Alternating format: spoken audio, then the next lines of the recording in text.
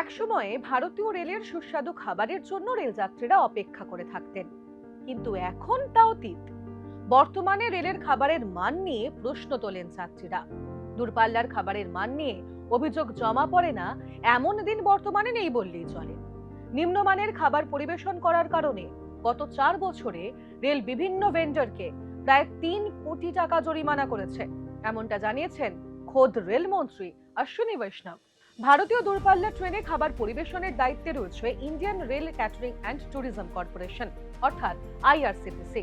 Rail যাত্রীরা তাদের মতামত দিয়ে থাকে রেল মদদ পোর্টালে। প্রতিদিন যত অভিযোগ জমা পড়ে তার অনেকটাই খাবারের মান নিয়ে। প্রতি বছর দূরপাল্লার ট্রেনে গড়ে প্রায় 58 কোটি প্লেট খাবার পরিবেশন করে। খাবারের মান নিয়ে বছরে গড়ে 4,64,000 অভিযোগ জমা পড়ে।